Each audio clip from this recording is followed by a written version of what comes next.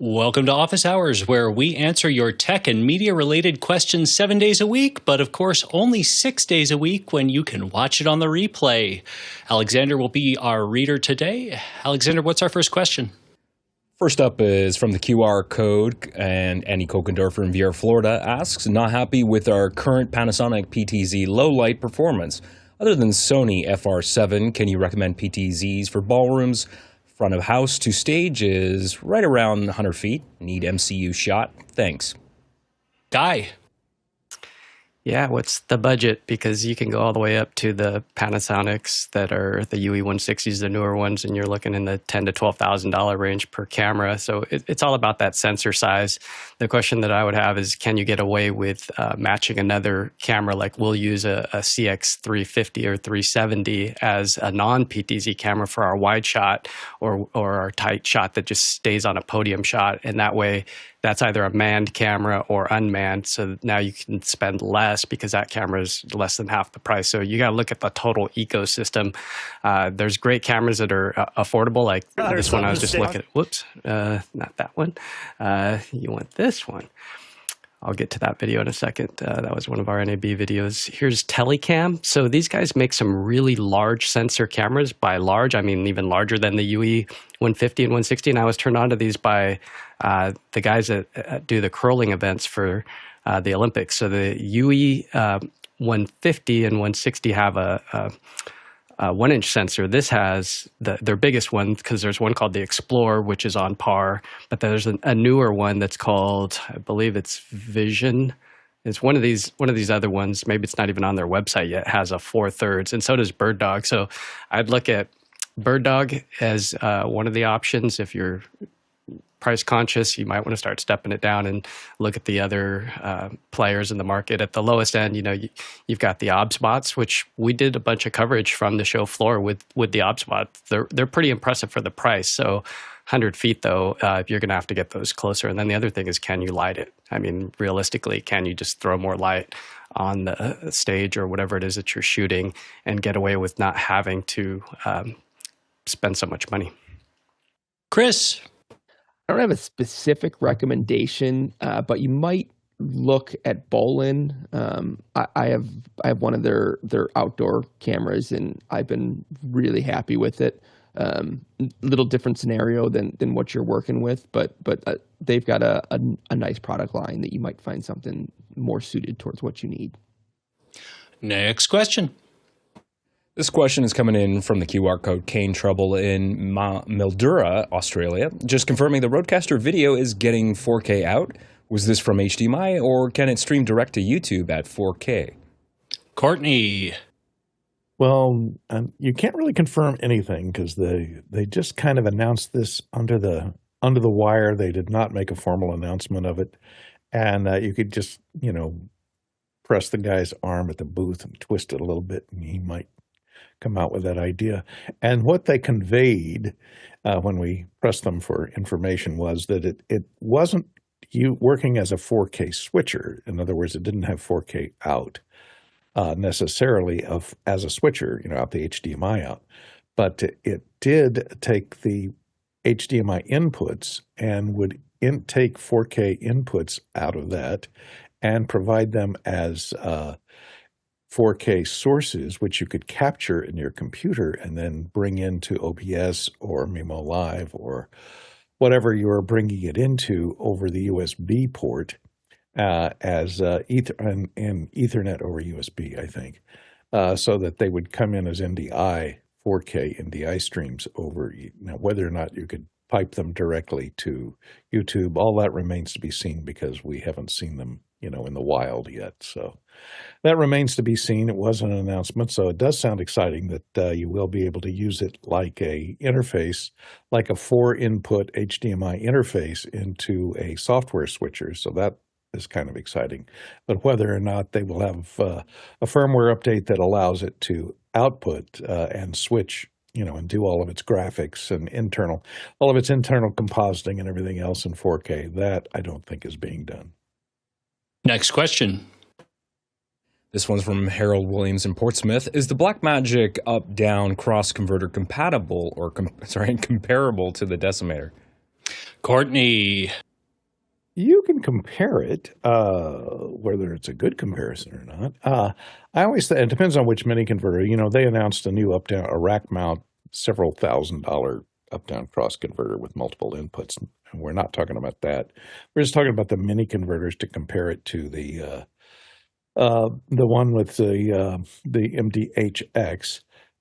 This one, you know, I always found the Blackmagic's, accepted HDMI in and converted to SDI, but they would usually stay at the same frame rate, and the frame rate in matched the frame rate out. They would accept all these different frame rates and video standards that you see here, but they wouldn't convert frame rate to the output. They may have changed it since then. It's been a number of years since I purchased them, but I've been using the HXs, and the HXs have new firmware.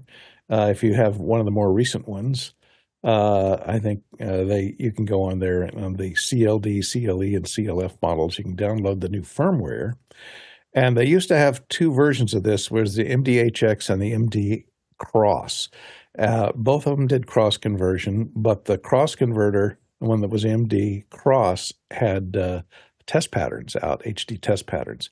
Well, now they've added those test patterns into the MDHX, which is the cheaper version. The Cross was usually $100 more expensive.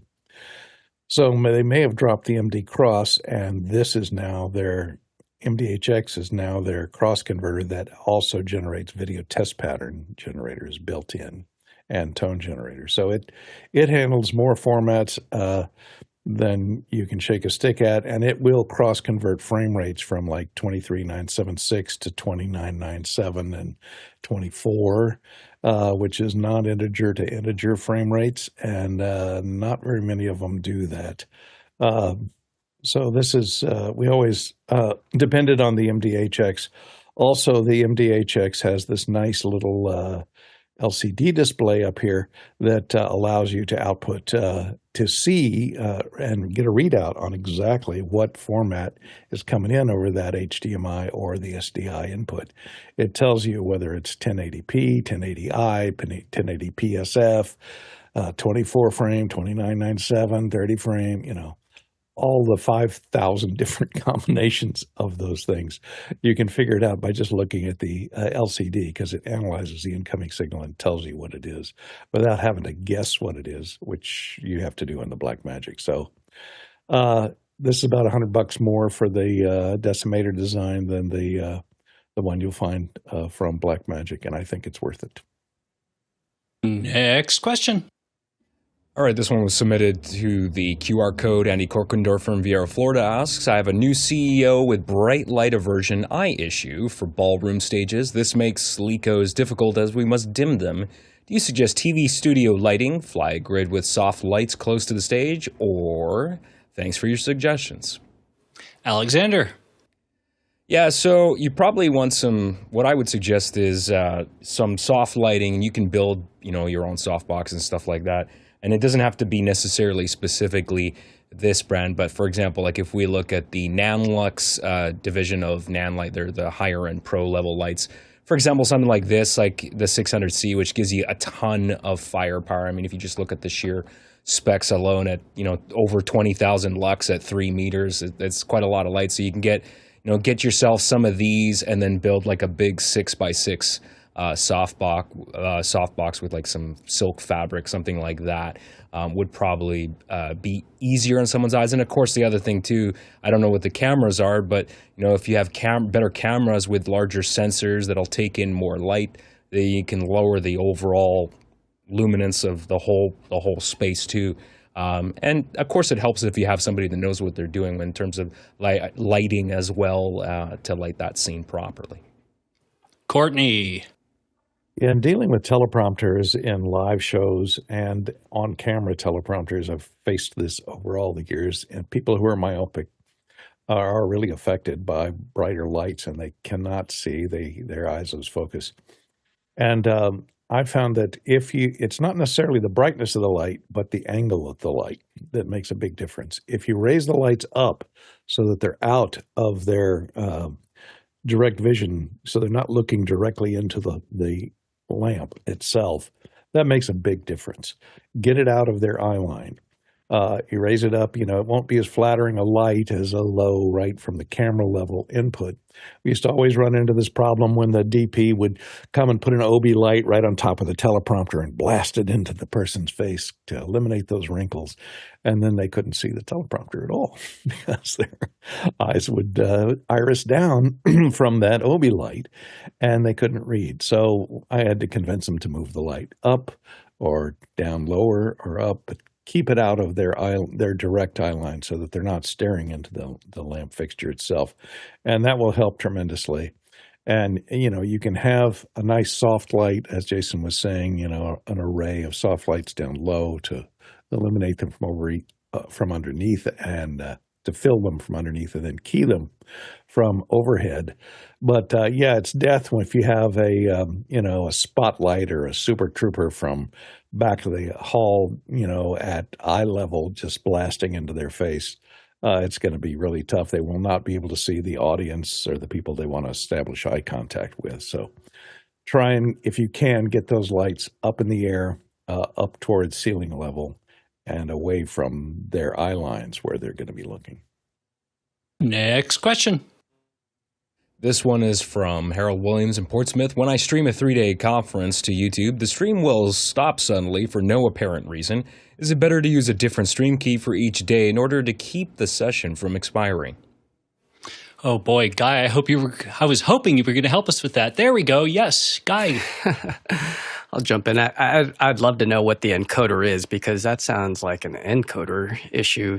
If you're streaming and it says unexpected, because there's a health monitor, and so if it says you're not getting enough frames or something like that and it just quits, I'm wondering if it's a different pipeline that would be the solution to this, because sometimes certain software encoders that are running on inadequate hardware can give hiccups, and all of a sudden your stream will stop. This is when it's nice to have an RTMP-B, so you'll notice that there's 2 keys that you can get and feed in a second one, and ideally that would be a hardware encoder. There's so many good brands and even not so good brands that are cheap, inexpensive ones, even like a Zowie box does a really great job as a simple RTMP encoder, so you can feed HDMI in and then push that stream up, and it's pretty bulletproof. I mean, it's not a whole lot going on if it's HD. It's not a tremendous amount of math. So, and some of these guys, it's the OEM to the bigger guys. So this stuff's been figured out, and it's pretty rock solid now. So even for $179, you can get a Zowie box if you're having issues with your current pipeline. Next question.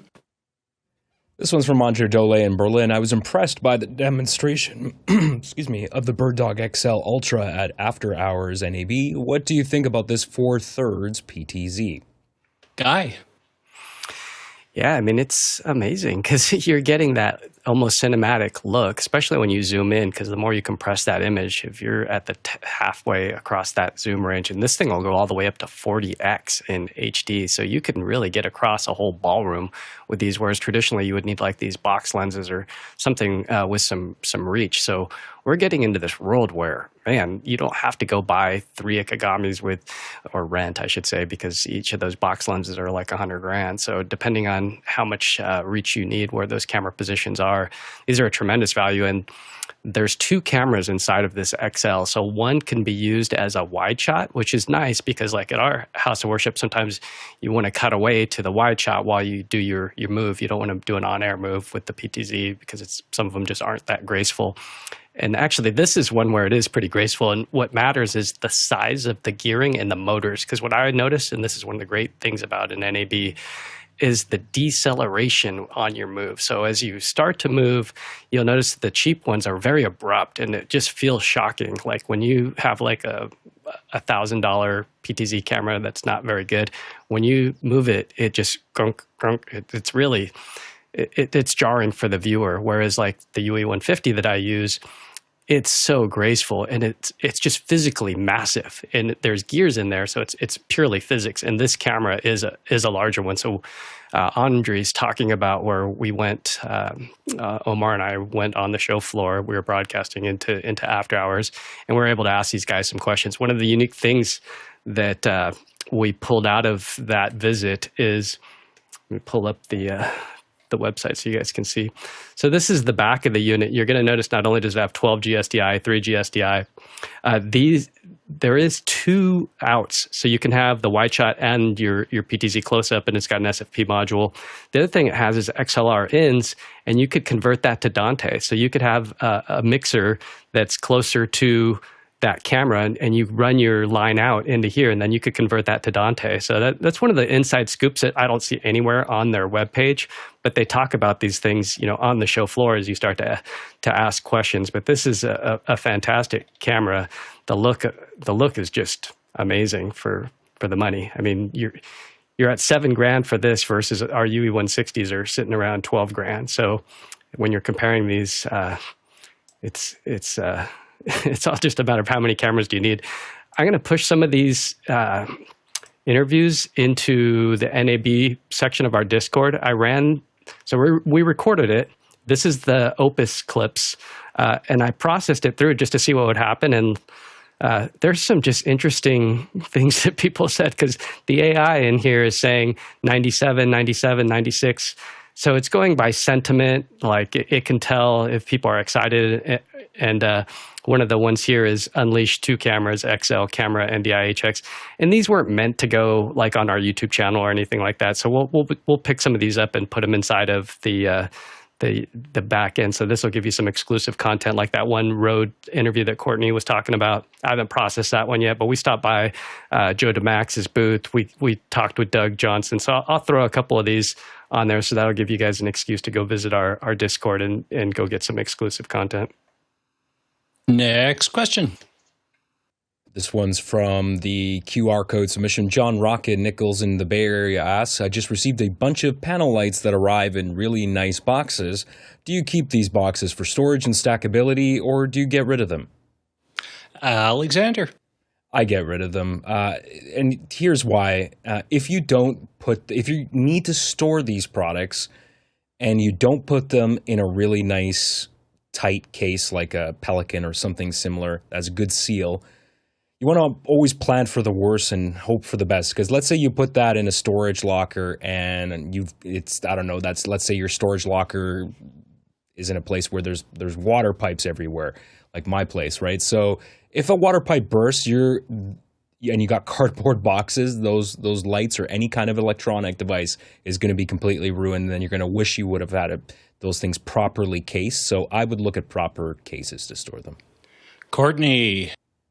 I always keep the boxes initially until I can have custom cases built or designed or find cases that they fit into that will protect them, like Alexander was saying. Because the boxes that they come in are designed for shipping and protecting those. We used to do this with 27-inch monitors, which we'd use for teleprompters. And I couldn't afford, those things would work maybe 3 times a year. And you don't want to spend more than the price of the monitor on a case to protect it while transporting it to and from a venue. So we would just keep the boxes and keep them in the boxes unless they were working a lot more often, when they would warrant us actually having custom cases designed or getting Pelican cases and cutting foam to have them mounted in there. Because a good custom case is a lot of times going to cost you twice the price of that light. And so it's an investment that you have to be able to recoup, and nobody's paying you for that case to show up on the set with that case. The case is just for you to protect your inventory. So you got to look at the ratio of return to investment. And the boxes that are designed as shipping, you can keep them in there and they can protect them, transporting them back and forth. The tough part is getting the people, all your crew, to protect those boxes and not treat them as disposable as they unpack them at the venue and pack them back up, and don't throw them away after they unpack them at the venue. And make sure that lights or monitors or whatever they are, go back into them and save that foam inserts. If they break those foam inserts, getting it out, then it destroys the capability of that case to protect the item that it came in. Chris.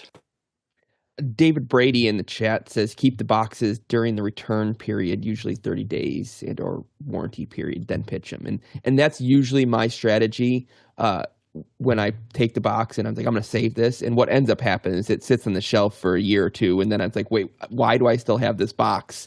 and then it gets thrown out. But it did come in handy this year. I got I had a real nice PTZ, Bolin PTZ camera that I ended up having to RMA before it even got deployed. And it was super convenient to just put it back in the box, tape it up, and send it off. Speaking of excuses to go into our Discord, if you are just watching us on YouTube, you're missing half the show.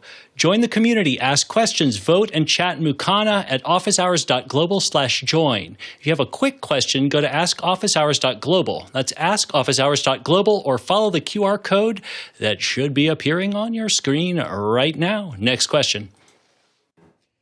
All right, we got a question from Andre Dolaire Berlin. Chris Fenwick, how do you grab the zoom sources into your OBS for 2-ups, etc.? Chris. Okay, Andre. First of all, I want to say that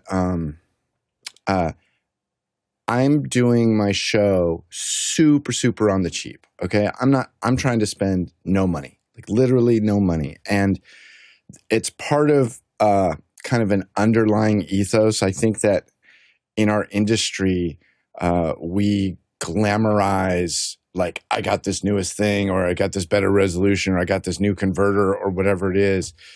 And, you hear people say, well, I have to do this I'm investing in my future. I'm like, you're really not. And I'm really trying to encourage people to just save some money. I know Alexander and I were talking a couple weeks ago, and I said, dude, once a month, one piece of gear you think you absolutely need, don't buy it and invest that money. But anyway, so what you're talking about is being able to do stuff like this. And I'm literally doing it all in just OBS. So here's a little chart of the way everything is laid out. And essentially what I have is I'm actually doing it all on my laptop. So on one display, I have my OBS controls, I have my ATEM controls, and I'm really only using the ATEM to take the feed from my editor, my edit computer, totally separate computer, and feeding it in as a source using the USB output. And then I have all my audio stuff down here, okay, and comms and stuff. I'm actually not even using the comms for my show. Then what I do, and I can't stress this enough, if you're using Zoom, I'm always shocked when I find somebody who doesn't use the dual display mode. Now, for the life of me, I was just trying to find where you turn it on. I can't find it. I think they move it on a daily basis, and sometimes they hide it under makeup and improve my appearance. I literally can't find it. If anybody can find it, please let me know where it is. But what I do is I use this 2 display mode, and on the main display of my laptop, I pin to second screen. That's the key. Pin to second screen. The guest. Now, here's a trick. Because it's just me and a guest, you can't pin the other person to the second screen if there's only 2 people in a meeting. And we don't really run across that because typically we're in meetings with 10, 20 people and stuff like that. But if it's just you and somebody else, you can't pin. So what I have to do is I have to actually log in from another computer, and I turn off the audio, turn off the video, turn off, I just make it a dumb feed so that there's now 3 people in the meeting and I can pin my guest to the second display. I open it up, which causes Zoom to pull more resolution. And then I do, it's not even technically a screen scrape in OBS. It's more like a window scrape because OBS can go and grab the source of a window. And then I can just crop it up here in the little OBS thing, and I make PNG files for the frames and all that whatnot, and it works really good. So that's the way I do it, and it's costing me absolutely nothing. Although I do have an HD Zoom account through my business. Resourcefulness, thy name is Fenwick. Next question. All right, this question is coming in from Paul Vahus in Austin, Texas. RØDE unveils Sonaura, studio-grade MEMS mic platform, first brand-wide MEMS-based microphone platform, plus RØDE Link 2 wireless system and a new Rodecaster studio podcast app. Reaction. Courtney. That's my reaction. The Sonaura is kind of a new take on using MEMS there are MEMS microphones right now in your cell phone. This one, they've taken a different strategy, and they put dual diaphragms on either side, and then there's two MEMS microphones inside this little jello mold looking thing here, which is very tiny. It's only 3 millimeters across, 3 by 4 millimeters. So it's very tiny, and it's made up of, this is a it looks like metal, but it's actually a lot of tiny little beads that are welded together with a little air gap in between them that is smaller than the tensile, the water tension amount. So that's why they are waterproof. So that's interesting. Countryman has had a waterproof capsule for years. Well, now they're competing with this. The thing that makes this capsule different is it has extremely low self-noise. It's 11 dB, I think, of self-noise, which is incredibly low. And they did this by using 2 diaphragms on each capsule, each MEMS capsule, from different size with a polarizing plate in between them. And the 2 capsules are summed as well. So it generates, and it also accepts a much higher SPL up to 130 dB. So that's the Sonaura right now. Currently, I think it's only available in a lavalier. They claim that they're going to put it in other things like handheld mics, that tiny little capsule. I don't know how they're going to do it. Maybe they're going to put it into some type of ambient type of microphone that has 4 capsules or 5 capsules to capture ambisonic. Well, that remains to be seen. The new Rodecaster link is designed for STL links. For hops between a sound mixer and a camera, for example. And it's a reasonably priced 2 transmitters and 1 receiver. UHF. It's frequency agile, so it can assign itself. It can automatically scan the frequencies in your particular neighborhood and give you 2 different frequencies that it can hop between depending upon the strength of the signal from the transmitter. And the receiver will then tell the transmitter, hey, we're getting lousy. We're getting a lot of interference on this channel. Switch to the other one, and it'll seamlessly switch to its adjacent transmission channel. And it will then also choose its legal transmission channels based on the country that you're in. It's about $1,500, I think, for 2 transmitters and 1 receiver. And it does record in the transmitters, and it does have time code. So it records on SD cards in each of the transmitters. So in case your signal drops out, you do have a backup recording with time code that matches the time code that's coming out of your camera or that you've jammed to. And they have, I did talk to the engineers, and they, thanks to Guy being there and putting me in their ear at NAB, and they do have temperature-controlled crystal oscillators in there so that they are highly accurate once you jam them with the time code, so they can run many hours without losing frames. So that looks interesting. For about $1,500. Before, to do that, you'd have to get a Zaxcom unit or something that's going to cost you maybe 10 times that amount. Chris? I would just like to point out that Courtney just talked for like 3 or 4 minutes about a new feature on a RØDE product. And I went to RØDE and I searched for MEMS, and it says 0 results. So, Courtney, on the off chance that somebody doesn't know what MEMS mean, and that would be me I'm talking about, what is MEMS? Microelectronic manufacturing, MEMS. It's for machine microelectronic. I can't remember, but it's they're using silicone wafer type technology to create these micro machines, basically little things that move, but they're on the surface of a silicon wafer. So they're created using the same technology that they use to create integrated circuits. So MEMS units are micro machines, basically. They're moving things, but they're made out of silicon. So basically micro robots that are going to take over humanity and kill us all. Very tiny little robots that are in there. Cool. That sounds awesome. Yeah, They're not nanites, Fenwick. Go buy some RØDE mics. Guy. Yeah, I still get some of the press release stuff. And when I saw that MEMS piece, they had it at the tip of a pair of tweezers. It's that small. And then when I was on the show floor in the Electrosonics booth, they had the unit there, and it was incredibly tiny. Yeah, there's the shot that Courtney's got. If you could go ahead and talk, Courtney, or TD, cut to that so we can take a look at that. Maybe not. It's incredibly small. Courtney's showing a little picture. Oh, there we go. So that's how tiny that piece is there. It is super, super small.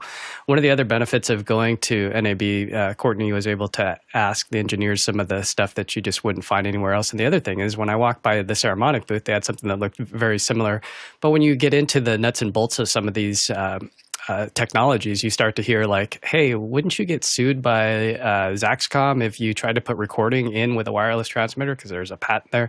So RØDE's negotiated because they've got some, big lawyers and no one. Yeah. Yeah. So there was some kind of negotiation there to where you can transmit and record. So some of the other vendors can't do that unless they go and pay a licensing fee. So it'll be interesting to see how this stuff shakes out. And also the frequency range.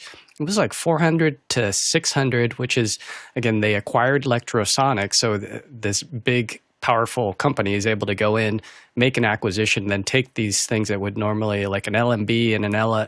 So I used to have an LMB, which is by itself would cost one transmitter would cost as much as this new package that gives you the 2 transmitters plus the receiver and mics. Whereas before you wouldn't get any mics and you wouldn't get the nice case. So we got to see the battery charger. It uses standard Nikon batteries. This is the RØDE Wireless Link 2. It's going to come in at about $1,499 this June, I believe it was. And again, it's so nice going to a trade show, putting your hands on the stuff. I also got to listen to the Electrosonics S1 microphone. It is good. Like it's no joke good. And I was listening to it wirelessly. They had a new plug-on transmitter to make that shotgun mic wireless with phantom power, and I was listening to it through their wireless. I believe it was M2R. I can't remember the model, but man, it sounds so good. And this is one of the things, you just got to go to the show to be able to listen to it. The numbers came in; it was about 58,000 registered people, so that's lighter than years past, but it was a really great show. I mean, I love going to these things and seeing technologies, but I didn't even get to see everything that I wanted to see. We were just really moving around pretty fast. And again, I'll put up some of the videos that Omar and I were able to capture by going into after hours. And it was fun having David Brady and Andre and Courtney there asking questions. We just put an iPhone below the lens. We weren't being super sophisticated with this. We took some wireless hits, but we got the job done. We got to, be the global conversation where some people weren't left out because we ate the bullet and paid for the hotel and the $18 hot dogs and, $8 waters. It was kind of crazy, but, and we put, 12 miles a day on our feet, but it was a good time. Courtney. Yeah, I was just going to point out that regardless of the fact that this thing is so tiny, they have managed to put their logo on the front of it still. So, the marketing department is always thinking, First things first. Chris. Guy, were you saying that the attendance count at NAB was 58,000? 58,000 registered. So some people like me are knuckleheads and registered twice because we're part of 2 different organizations. And how many people registered versus how many picked up their badge are 2 different things. So that's a really low count. That's 110,000 at peak. Yeah, no, it's like half. Yeah. So it's interesting. You almost sound like you're shilling for the NAB people when it's really great. You got to be there and put the feet on by the, I tell you, I'm shocked it's that low. I was expecting 70, 80,000. Well, you think about the quality of the people as well. Some of the folks that were coming to bring those big numbers back in the DSLR revolution. They're not all that great. Well, I'm just saying that some people just go for fun and to kick tires and whatnot. But the people that were there this year were serious people. Like they were people that were doing this for a living. Whereas some other folks, they would just come in and just to make it like entertainment. Stuff. Yeah. So it was definitely, you could feel it that there was definitely quality people asking quality questions that were looking to use these as tools in their production. So it was just a different different mindset because it's just not cheap to go. I mean, you're dropping $2,000 to $5,000 to go, and that's being, frugal. So if you're going to go, like all the people that I saw that were there, like even George Kennedy flew in just for a day, he's looking at certain things. He's looking at Ross. I ran into him at the Ross booth. Taylor was there. His church has a Ross. And so it's like, these are the people that are going to acquire this gear. They need to see what that fader does, how it feels, how those buttons feel. And that's the thing is some of these buttons on these import switchers, they just don't have the feel. They're not going to hold up, a million pushes. Whereas the raw stuff, of course it is. It's like they're the leader for a reason. Buttons. It's all about the buttons. Well, and I don't know about you, but like I don't think I've ever been to a conference where you could talk me out of losing half the people. Like that actually feels like a pretty good thing, but it doesn't bode well for the National Association of Broadcasters writ large. I mean, and to be clear, I think a conference with less idiots in the way is absolutely a good thing, but it's really bad.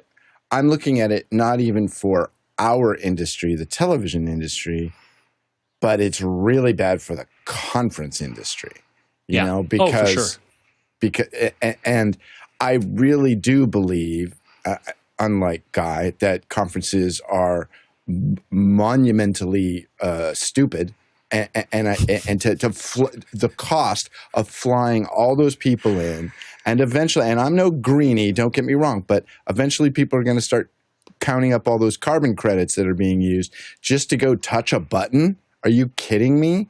It's not worth it. And these companies really have to get better at doing something like what we do here, where you can meet with your customers and talk with them and show them and just have, Ross Switcher's office hours every morning or once a week where people can come in and ask the silly questions and say, can you show me how that works? I would like to see that, and be ready to cut to that camera or show that cable or build that workflow. And I can't imagine that this kind of industry is going to sustain for another 20 years. I'd be shocked. Yeah, you might be right, but let me just tell you, the Vision Pro is not the same as in person, but it does come frighteningly close after a little while. Next question. All right, this one's from Tony Mobley in Noonan, Georgia. Anytime I share slides or PowerPoint text only in Zoom, after a period, it becomes blurry when using an ATEM Mini Pro. It will only get better if I use pictures in picture showing my image. What's happening here? Chris. I don't know, but I'm guessing it may have something to do with like the auto background blur. And I know at one point Tony was in After Hours and where he was having a similar issue when he was sharing a desktop screen that was all blurry, and it ended up being I think the Mac was what was blurring. It was trying to blur the background, and in that case it was all background, so it was all blurry. I'm wondering if it's something similar, whether it's the Mac blurring it or it's Zoom itself doing something, trying to do something smart and blur the background on something that doesn't need it. Chris? I think the key in this question, Tony, is the picture-in-picture thing. I think, and I'm no expert, I think what's happening is when Zoom sees a static image with just words on it for too long, I think the compression algorithm might be we have two types of compression. We have temporal compression and we have spatial compression. Is that right? I might be totally wrong about that. But I think it has something to do with the way it's compressing it, and it's just trying to throttle down the bandwidth. I think putting the picture-in-picture in makes it all of a sudden see moving pixels, and it goes, oh, hold on, I still got to work here, and it throttles up the bandwidth. What do you think, Jason? Yeah, I think that's why even like Teams has screen sharing. Like that is explicitly what it's for. It actually changes and tunes the codec so that it behaves a little bit differently. Okay, you said PowerPoint. There are very few like straight up things that I downright hate. PowerPoint is one of them, and it has been the case for a very long time. Keynote is so much better. I don't think it's going to solve this problem, but like I just had to say it. Next question. All right, this one is coming in from Paul Valhus in Austin, Texas. DaVinci Resolve 21 adds a photo page plus IntelliSearch plus CineFocus AI, still image color grading inside of Resolve. AI-powered search and auto-tracking tools now are native. What's your take? Chris? You're still stuck editing on a timeline with tracks, so there's that. I think Resolve is doing, I think, what's the company's name? Blackmagic. Blackmagic is doing a really good job jingling keys and getting people's attention. And I'm genuinely shocked that so many people like it as an editor. But I'm just old school. What do I know? This is one of these curse of knowledge things where if Final Cut wasn't something I could do blindfolded and upside down and backwards in the dark, I probably would use Resolve. And every time I've needed explicitly to use Resolve for something, it's been pretty impressive. Next question. Go ahead. I was going to say, if I had to work, I do have to work, but if somebody took away Final Cut and retirement wasn't an option, Resolve would be the editor I would choose. But I would hate my life every morning when I had to drop that first clip into a timeline. But it is the one I would choose.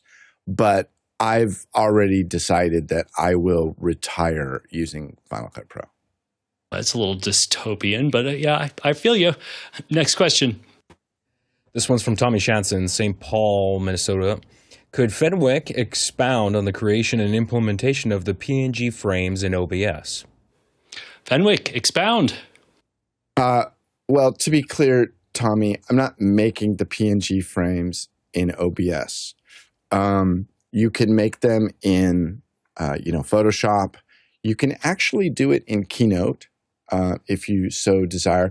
It's a little tricky doing the knockouts.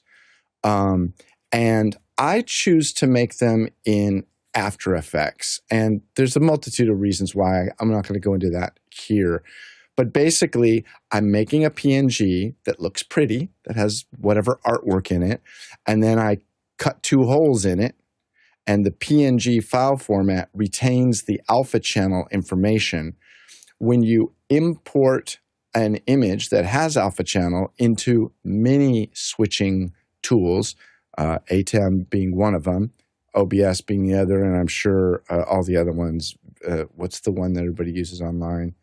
vMix. When you build what's called a scene in OBS, the top layer in that scene is just the PNG file. And so whatever you position underneath it, when you overlay the other thing, it's like putting a placemat on, and then it has these 2 little holes for the 2 faces. Clearly, we should probably do. OBS has gotten so much hate in this community. I think maybe we should do like an after hours, workshop kind of thing.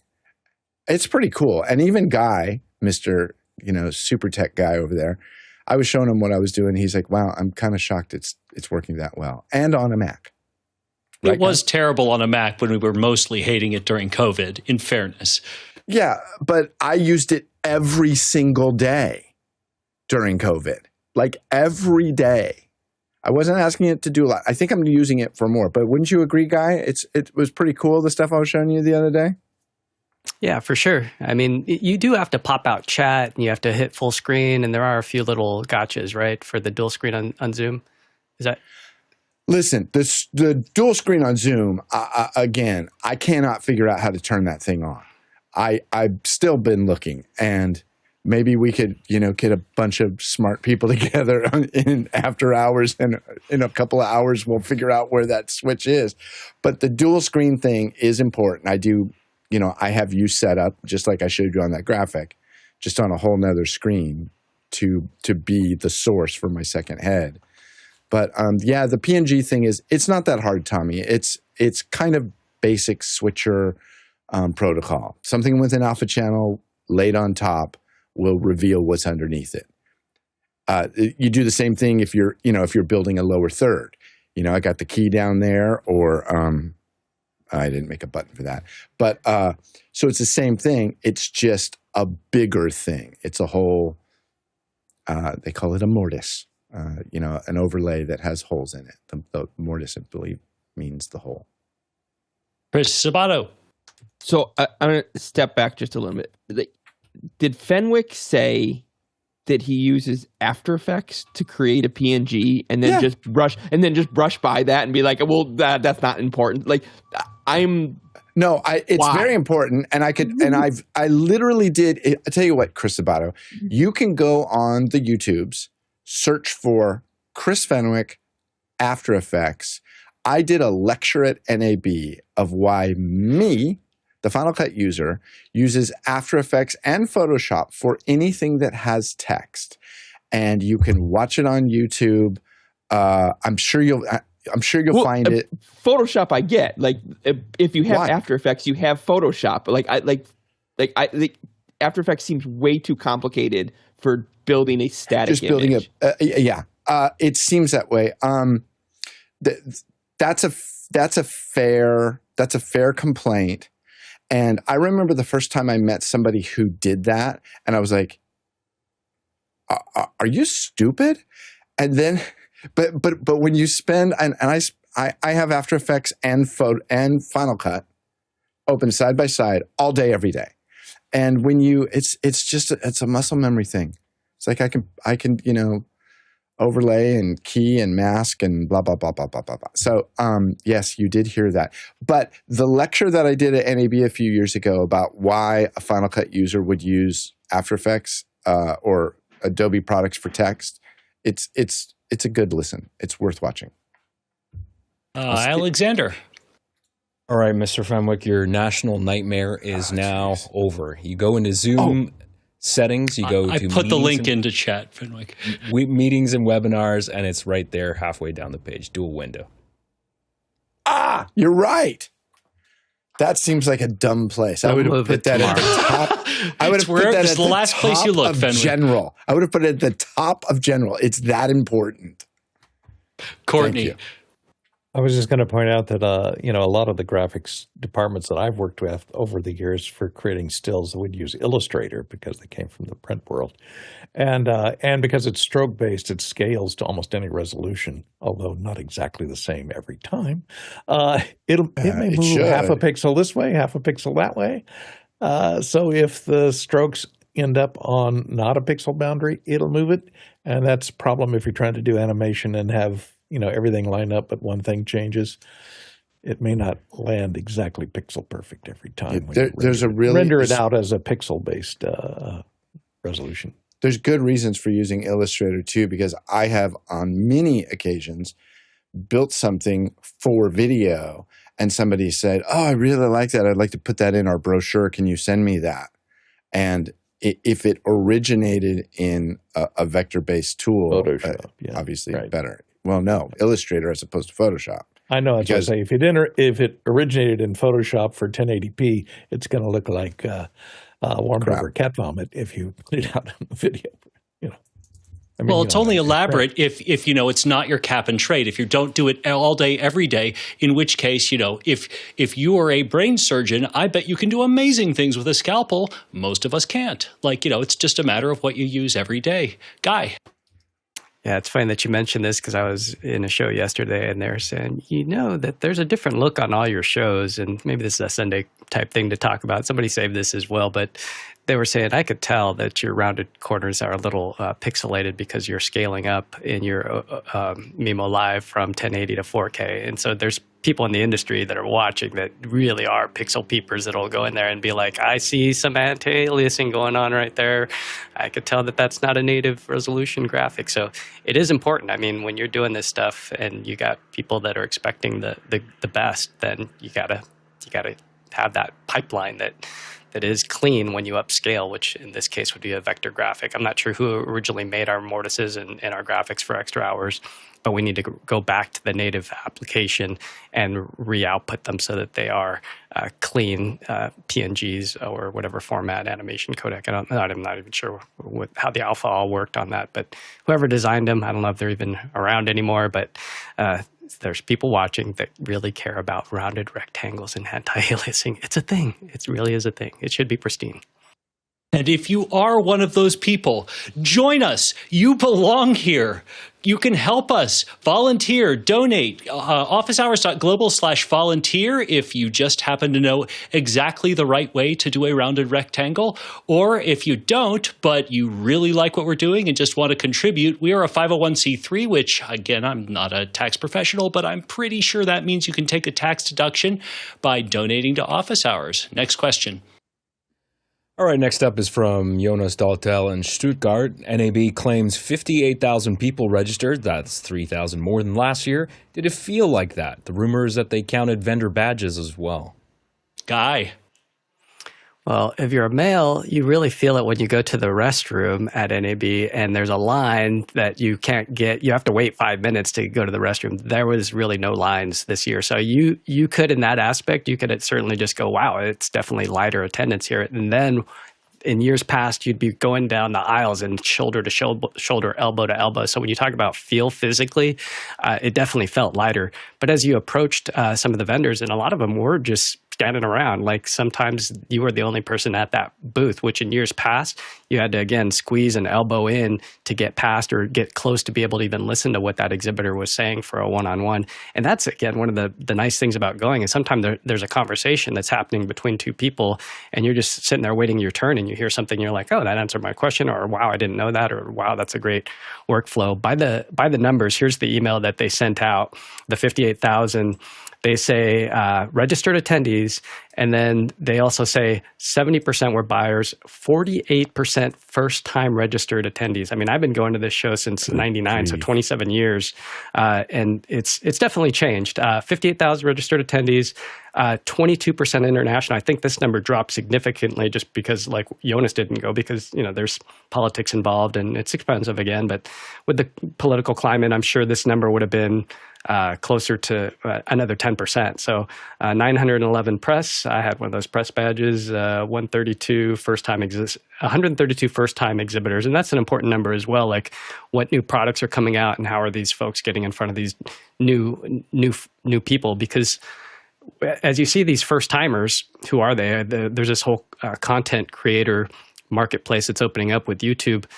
Taking away some of the broadcasters' ad dollars, we're seeing these content creators that are making money off of being a YouTube creator, and more power to them. They got to come in and get professional tools and get educated. And I mean, that's what I love here about Office Hours. We're teaching people, and we're leaving our knowledge for future generations. And I think we're doing a service to the industry. In fact, I heard it from some people. I can't say on air what are some of the things that I heard, but people are watching, and people like what we're saying. See, I don't care how it's counted. As someone who, again, it goes years seemingly without waiting in line for the bathroom, it doesn't really matter how the statistics worked. That alone tells me that there were definitely fewer people. Courtney. The bladder quotient is one of those problems.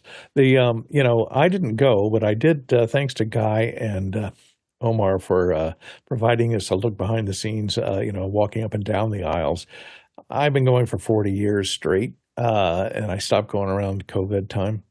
But, 58,000 people registered. A lot of people and companies, since registration, if you can always, get pass numbers, get code numbers to enter your registration for free. They used to charge $380 or, $300 or $400 to attend that just to attend the exhibits, unless you had a pass from a manufacturer. And so there are a lot of people that would get the passes from the manufacturer. They'd sign everybody up, and they may be able to send maybe 2 out of the 12 people that registered to the show itself, or maybe nobody. They'll look at a lot of companies would send people to attend. If they weren't going to be buying anything that year, they wouldn't send anybody. Or they'd look at the press releases before the show, and they go, there's not really anything I want to see.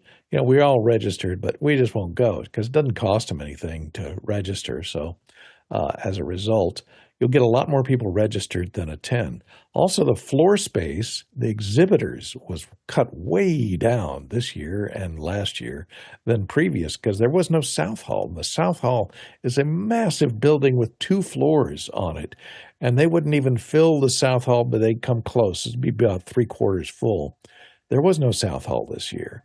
And also the Central Hall, which was always full, which was opened again this year because it was closed last year for refurb, was now only about 3/4 full because they put that Creators Lab, which we're going to answer in the next question, at the back of it. And that took up a lot of floor space, exhibit floor space that was devoted to that Creators Lab, which, wasn't full of exhibitors. So there was a lot less to see if you're attending than previous years. So I think the number of exhibitors was way down, the number of people attending was way down, and the number of people registered doesn't necessarily reflect those that actually came through the gates. Fenwick. That's crazy that there was no South Hall, but there was the new North Hall on the other side of the street. Right? And West. The West Hall. West Hall, yeah. And do we know how the size of West Hall as compared to South Hall in terms of square feet? Does anybody know that? Put them at about the same. Yeah. Well, I don't think it was full, though. I haven't looked at the floor space plan for the West Hall. And also, a lot of people viewed the West Hall because it's so far away as Outer Mongolia, it's off the footpath. And if there's no foot traffic, foot traffic, if you got to get in a Tesla and go there, it's people aren't going to take the time to go there. So it doesn't bode well if it's even less than last year, it doesn't bode well. Is that what you said, Guy? Less than last year? Less people than last year or less vendors? I can't, people. They're both. I mean, I think last year, and registered means registered, as Courtney was saying, not they picked up that badge. The other thing I want to say, though, is the happy accidents that happened. One of the times we were going to go meet Alex Lindsay for the trade show business again. Go ahead. The relationships part of this is where the one place in the world where we could meet once a year and go out and play in the desert like we have in the past. But grab some pizza. But we were in the lobby picking up our badges, and standing behind me was Aaron Parecki. So I started talking to Aaron Parecki. Hey, we're here to meet Renee Ritchie. Never met Renee Ritchie before. Hey, we're going to lunch with Alex Lindsay. Hey, want to come with us? So all of a sudden we're sitting at a table unplanned. All these guys. So that's the benefit of the trade show is happy accidents like that you're able to talk. And I mean, we were together for like 3 hours after that. So it's cool when you bump into people and get to have these relationships built. And I also wanted to say to Chris Sabato, I was just looking on YouTube and I literally can't find that video I was telling you to go look for. I don't know if you're looking for it. I think it's gone. So let's chat quickly in after hours and I'll explain my reason. Last question. This one is from Paul Valhus in Austin, Texas. How effective was the NAB Creator Lab? Courtney. Yeah, if you cornered John Idelson, he was kind of running that lab for us there at our table. It was interesting. I liked it. A lot of the presentations, they were live streamed there on after hours, so you could see them there. I thought it was fairly effective.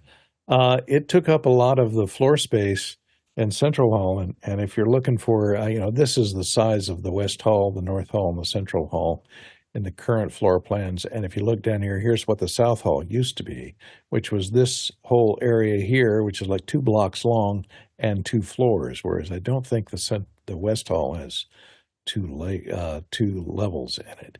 And if you look at the North Hall, the Creators Lab took up a big portion, was it in that area somewhere in there, that was normally taken up by exhibitors. So I think it was a method of utilizing that space without it looking too empty for the people that are attending, because if they just roped off that portion of the Central Hall, it would have kind of been embarrassing for NAB, and so they put it to good purpose. And having the Creators Lab, since they realize that a lot of the people coming to the show now are YouTubers and people that are creating and not necessarily broadcasters, so it catered to them a great deal. So it served that particular audience. They really should publish the selfie stick quotient. Like if there's too many selfie sticks around, you just got to leave. Selfie police. I think that should be the next thing instead of making you check your bags. Well, that's a wrap for Office Hours, episode 2222. If we didn't get to your questions, they've been pushed back to you, so please resubmit them again. Thank you to the panelists. Without you, these things would, not have anyone to answer the questions. Thank you to the producers who are asking the questions. And of course, thank you to the back crew who just every day light this whole thing up and make us look good each and every time we open our mouths, unless, of course, we're Fenwick, in which case, we look good all the time. So, Tlaloc Traversal is 55,000 miles, 89,000 kilometers, 439 million bananas for scale. And 10 selfie sticks. That's right. That may have been the best episode ever. That was. This is the one. This is what this last hour is going on. Did you just reach episodic nirvana? You're like that independent coffee shop owner that puts a sign outside that says "World's Greatest Coffee." That's hyperbole. This episode is now my demo reel. That's all I'm using. This is what I do. You want to see my demo reel? Watch episode 2222. All right, I'm jumping into after hours. Yeah, Bye. I'll go. Let's go talk. Bye. Bye, everybody. Thank you, crew. Bye-bye. Bye. Thank you, everybody. Yes, please. We need people.